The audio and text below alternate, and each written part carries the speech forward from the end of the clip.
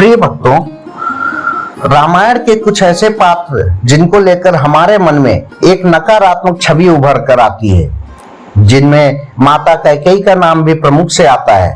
पर क्या वाकई माता कैकेयी का व्यक्तित्व वैसा ही था जो हम जानते हैं, या इसके अलावा भी कुछ और पहलू हैं? जैसे कि क्या माता का कैकेयी वाकई में बलिदान की मूर्ति है? क्या माता कैकेयी सच में निंदा की पात्र है? आखिर माता कैकेयी ने भगवान श्री रामचंद्र जी के लिए 14 वर्ष का वनवास ही क्यों मांगा था?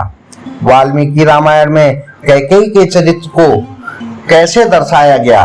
दशरथ पुत्र श्री राम के प्रति मां कैकेयी के मन में क्या मंथरा ने जहर घोला था? क्या माता कैकेयी सिर्फ ब्रह्मांड की लीला में अपना एक किरदार निभा रही थी? रामायण के अनसुने रहस्य की इस श्रृंखला में हम माता कैकेयी से जुड़े ऐसे ही पहलू पर नजर डालेंगे जो शायद ही कोई जानता होगा। कैकेयी एक ऐसी स्त्री है जिसने अपने संपूर्ण जीवन काल में निंदा और बलिदान के अलावा कुछ भी नहीं पाया। माता कैकेयी ने अपने जीवन काल में जितना समर्पण, जितना त्याग, जितना अपमान सहा होगा, शायद ही इस संसार में किसी और मां ने सहा होगा। माता कैकेयी ने कैकेयी नरेश राजा अश्वपति की पुत्री थी। वो 7 भाइयों में सबसे छोटी बहन थी। कैकेयी बड़ी ही गुणवान, सुंदर, तीरंदाजी और तलवारबाजी में निपुण थी। कैकेयी नरेश राजा अश्वपति भी महान चक्रवर्ती राजा हुआ करते थे और राजपुरोहित अक्सर राजा से महाराज दशरथ की चर्चा किया करते थे, जिसे कई बार कैकेयी ने भी सुना था। एक बार जब राजा दशरथ वहां पर आए तो कैकेयी की कौशलता से प्रसन्नचित्त हो अपनी तरफ से विवाह का प्रस्ताव रख दिया। इस प्रकार राजा दशरथ और कैकेयी का विवाह संपन्न हुआ। प्रभाकर बागुल की किताब माता कैकेयी के अनुसार विवाह के समय राजा दशरथ ने कैकेयी के पिता कैकेयी नरेश राजा अश्वपति को कन्या शुल्क के तौर पर वचन दिया था कि कैकेयी का बेटा ही उनका उत्तराधिकारी होगा। क्या इसका मतलब यही है कि माता कैकेयी सिर्फ अपना अधिकार राजा दशरथ से मांग रही थी? ऐसे में सवाल भी यही है कि क्या जो माता कैकेयी ने किया वो गलत था या सही? आखिर माता कैकेयी ने पुत्र राम के लिए 14 सालों का वनवास क्यों चुना था? इससे जुड़ा एक प्रसंग ये है कि एक बार कैकेयी के पिता राजपुरोहित से चर्चा कर रहे थे।